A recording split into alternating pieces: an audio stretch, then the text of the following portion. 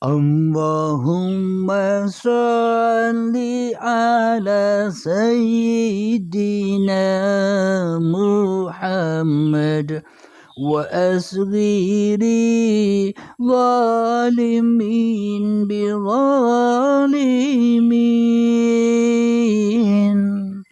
Allahumma salli ala Sayyidina Muhammad wa asghiri zalimin bi zalimin. وأخرجنا من بينهم سالمين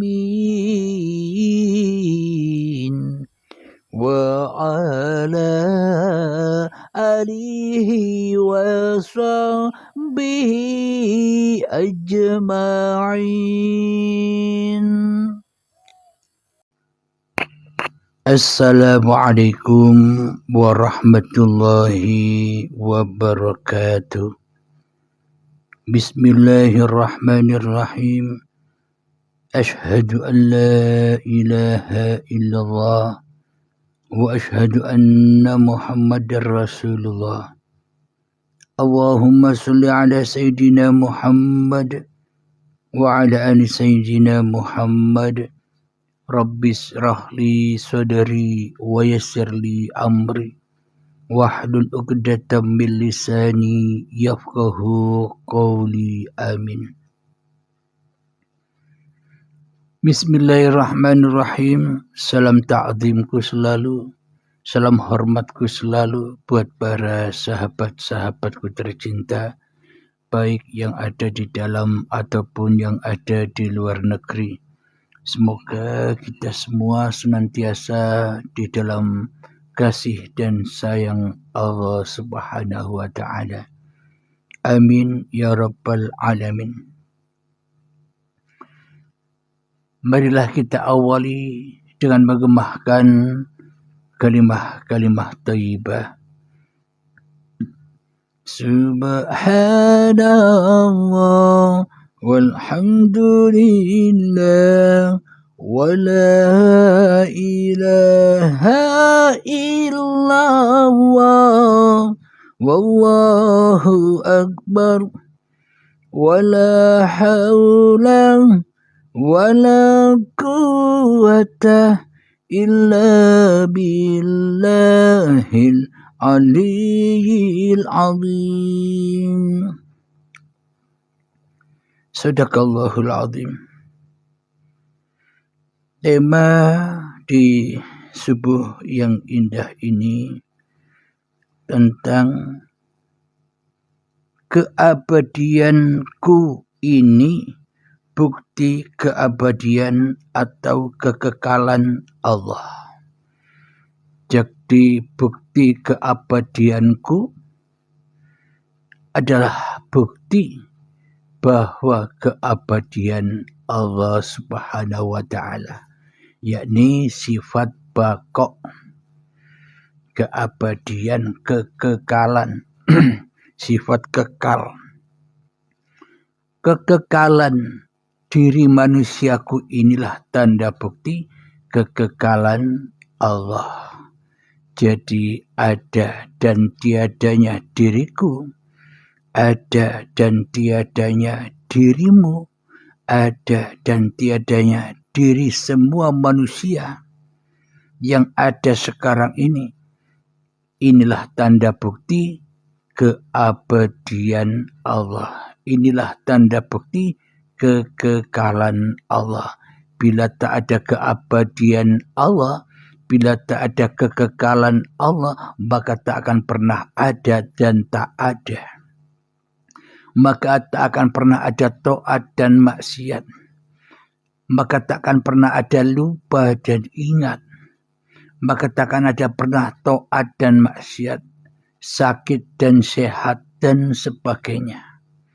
Jadi semua sudah tenggelam di dalam keabadian Allah, tenggelam di dalam kekekalan Allah, termasuk keberadaan diriku dan termasuk keberadaan diri kita semua umat manusia inilah masuk di dalam kekekalan Allah, masuk di dalam keabadian Allah.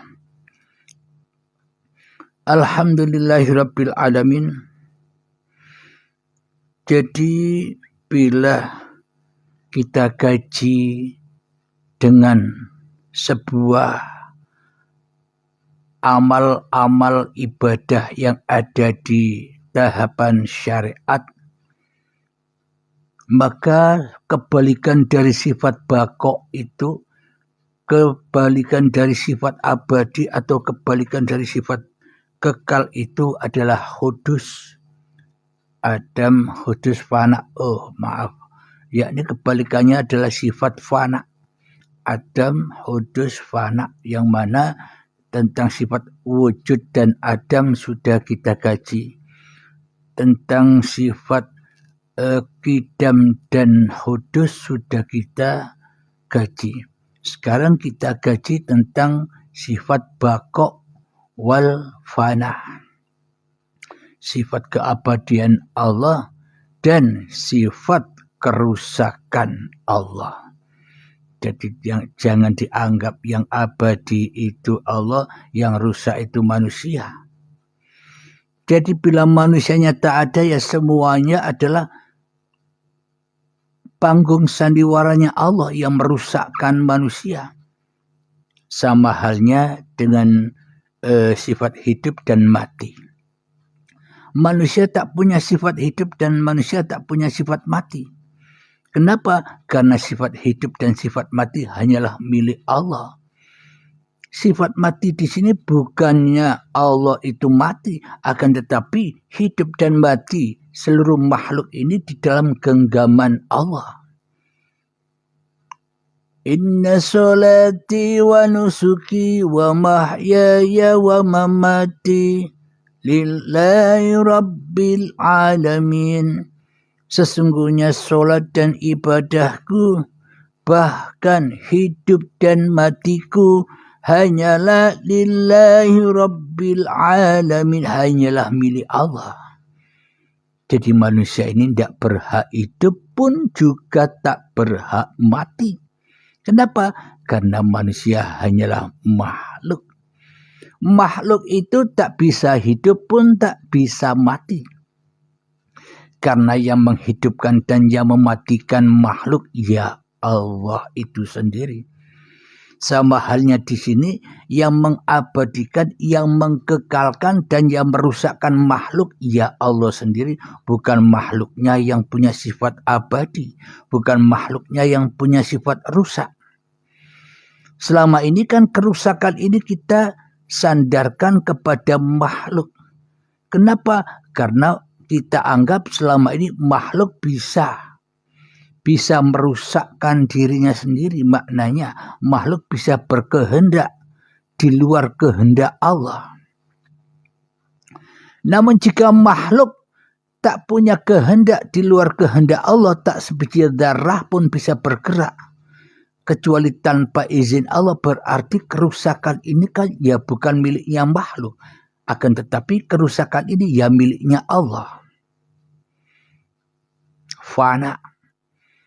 Contoh, ketika manusia masih hidup merasa dirinya yang hidup.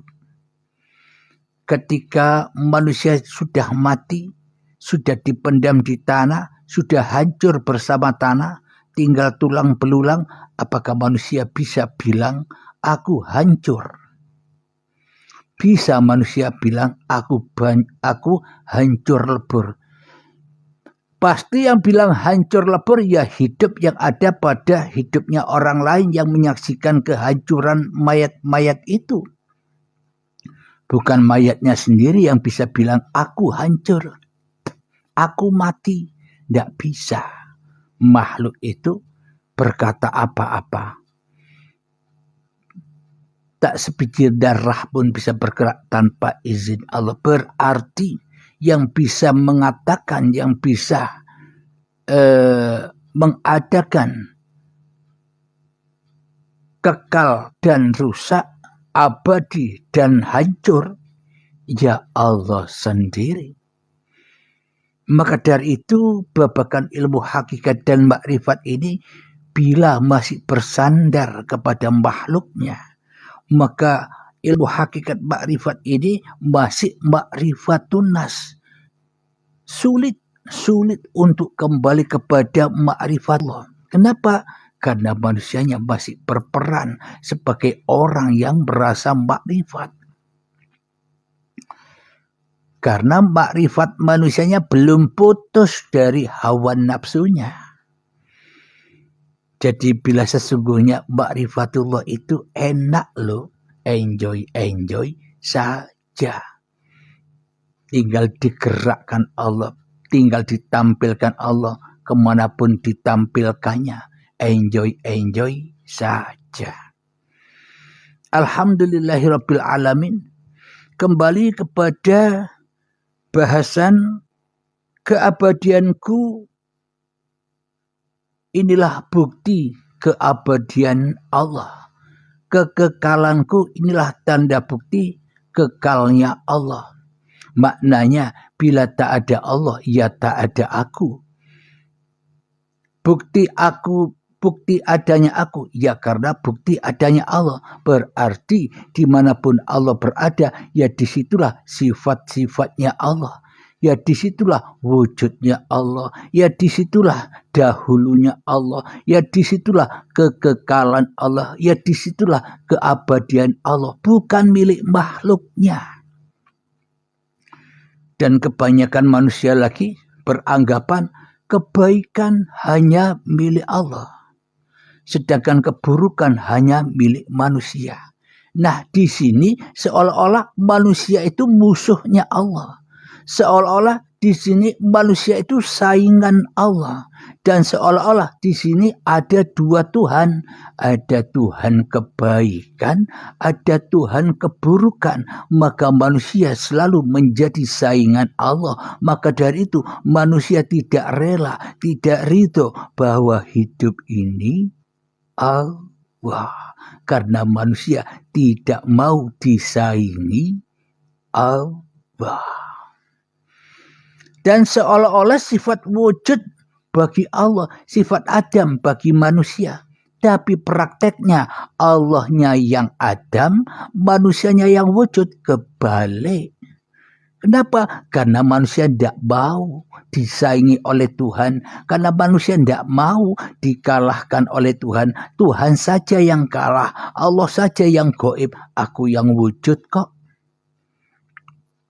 Sifat dahulu yang kemarin kita bahas. Sebenarnya dahulu itu selama ini lebih dahulu kita daripada Allah. Kita selama ini sejak detik-detik akil balik merasa awal kita merasa mengenal diri kita sendiri daripada mengenal Allah. Selama ini kita hanya mengenal hawa nafsu kita sendiri daripada Allah.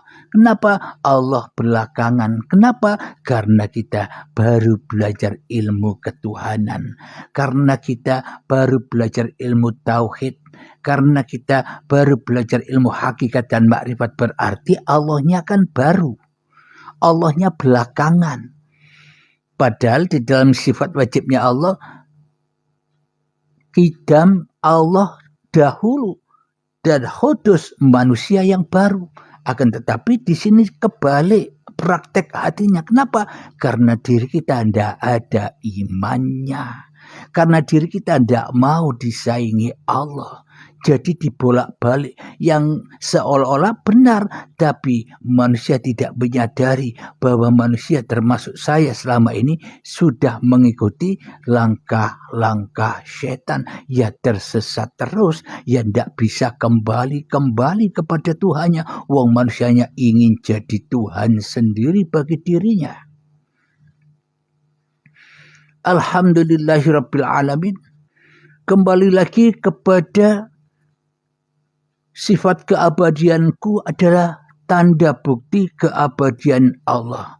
Kekekalanku adalah tanda bukti bahwa kekekalan Allah. Bahwa seluruh ciptaan itu ya bersanding dengan yang mencipta. Tak mungkin ciptaan ini sendirian tanpa yang mencipta.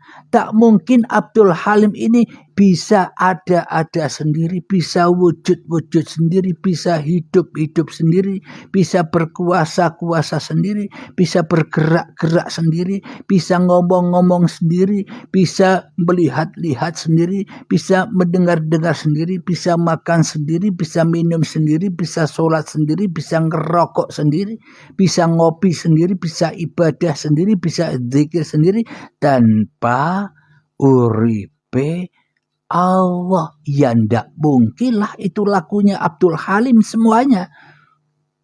Wong semuanya hanyalah laku-lakunya Allah saja. Innallaha ala kulli syai'in qadir.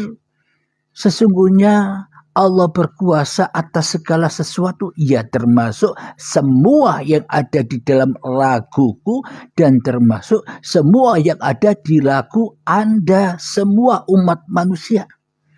Inilah yang dimaksud kesempurnaan, keabadian Allah, kesempurnaan, kekekalan Allah yang bisa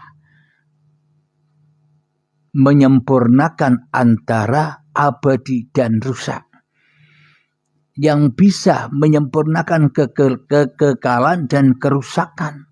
Karena yang ada, yang berkuasa atas kekal dan kerusakan, ia sang pencipta, bukan yang dicipta. Yang dicipta itu yo menengo wae, enjoy wae, nonton film Allah sambil makan popcorn bagi orang yang sudah mengikuti bimbingan baiat. Akan tetapi bila manusianya belum rela dan belum ridho kepada Allah, pasti munyer hatinya, bingung di dalam memahaminya. Kenapa? Karena hawa nafsu kita merasa masih lebih ada daripada Allah. Adanya Allah, wujudnya Allah, dahulunya Allah, kekekalan Allah hanya selama ini hanya lambang atau kiasan, simbol-simbol saja yang tak ada artinya di dalam dada kita. Kecuali yang ada hanyalah diri kita sendiri. Karena yang kita tauhidkan, yang kita esakan, yang kita tunggalkan, yang kita ahadkan selama ini ya keberadaan diri kita sendiri daripada Allah. Itulah yang dimaksud kerusakan, kehancuran. Sekarang kita kaji antara baqo wal fana, kekal dan rusak di dalam versi syariat, di dalam versi ibadah. Contoh, ketika kita di dalam kehidupan ini, bila sandaran kita kembali kepada hawa nafsu, bahwa hidup ini hidupnya Abdul Halim, ya rusak semua. Apa yang dilakukan rusak semua. Apa itu? Solatnya rusak, hancur. Ibadahnya rusak, hancur.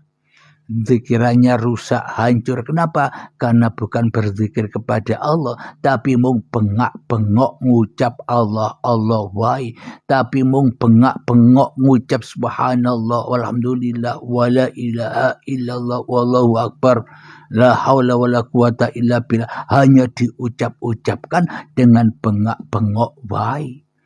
Sedangkan hati Abdul Halimnya yang diingat hanya Abdul Halimnya yang merasa bisa bengak-bengok.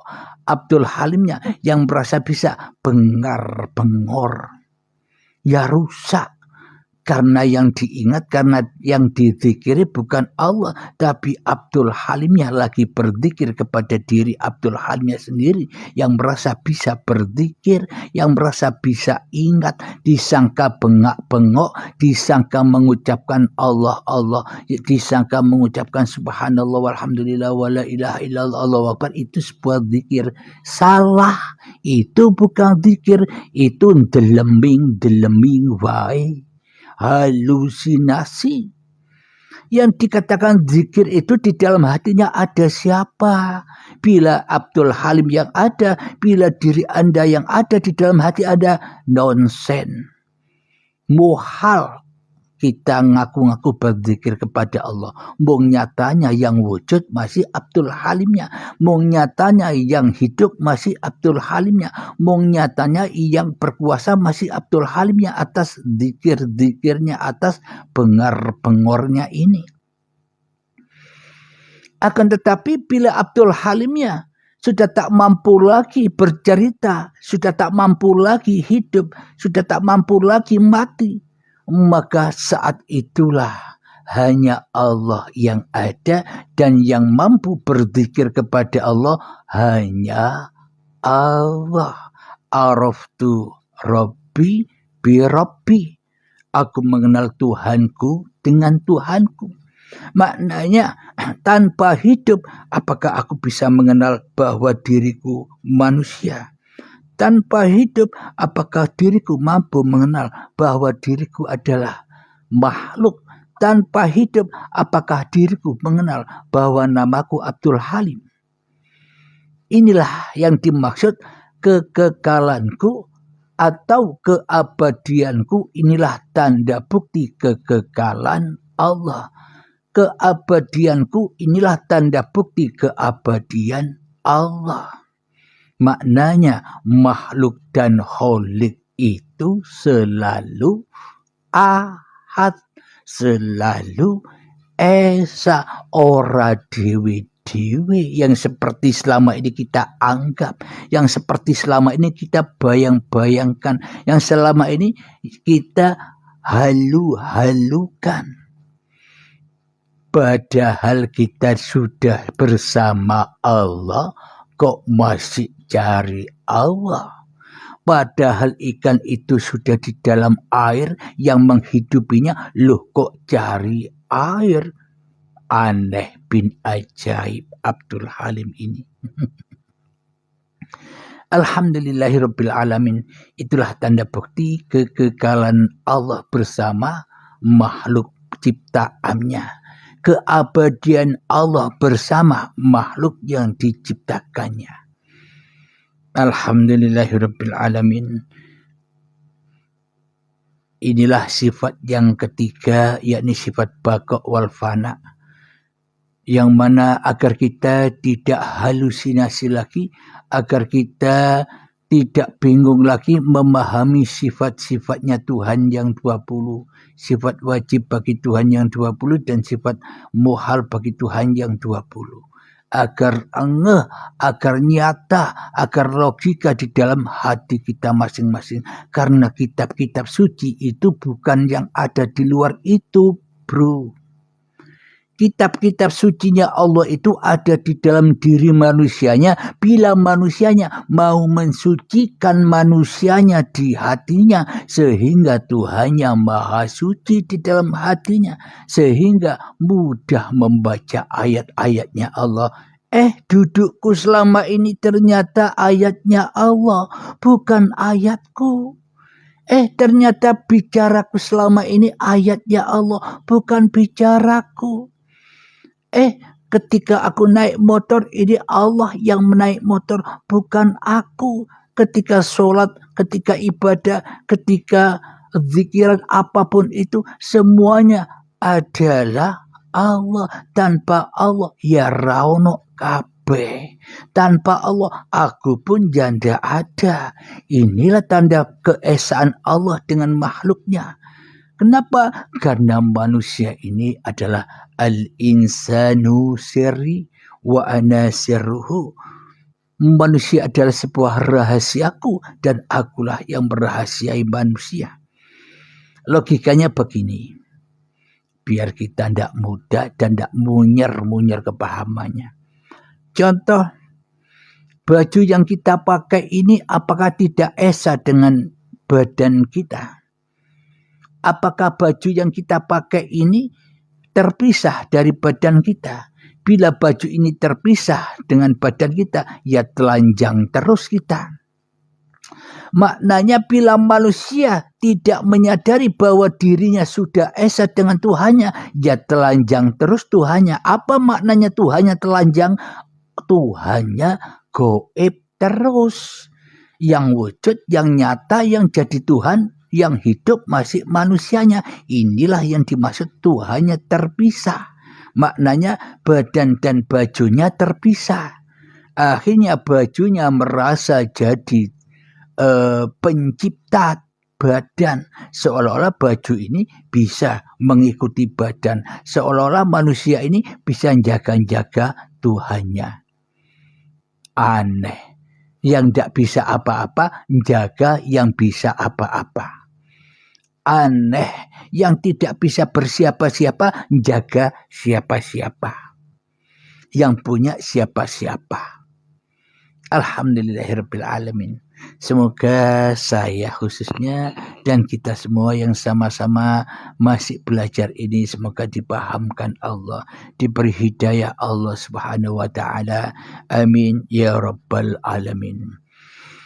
Alhamdulillahirabbil alamin. Sebelum kita akhiri, marilah kita berdoa bersama. Allahumma ya qadiyal hajat, Allahumma ya mujibad da'wat, Allahumma ya rafi'ad darajat, Allahumma ya muhillal muskilat, Allahumma ya syafi'al amrad, Allahumma ya kafiyal muhimmat, Allahumma ya dafi'al baliyat. Rabbana atina fid dunya hasanah wa fil akhirati hasanah wa qina adzabannar. Wa sallallahu ala sayyidina Muhammad wa ala alihi wa sahbihi wa sallam. Walhamdulillahi rabbil alamin. Akhir kalam. Assalamualaikum warahmatullahi wabarakatuh.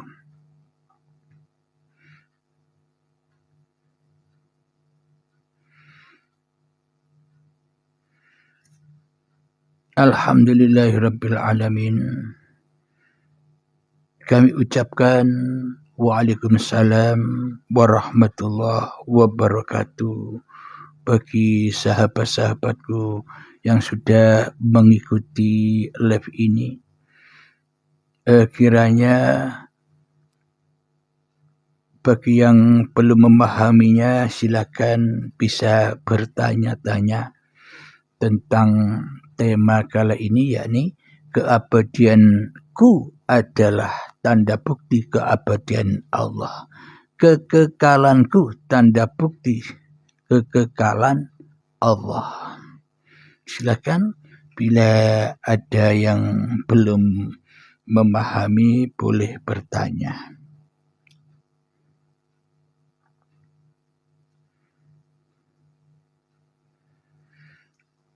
Alhamdulillahirabbil alamin. Bagi yang baru bergabung di live ini bisa diikuti kembali live-live yang ada di TikTok ini, di YouTube Uripe Allah dengan tema judul Keabadianku ini tanda bukti keabadian Allah.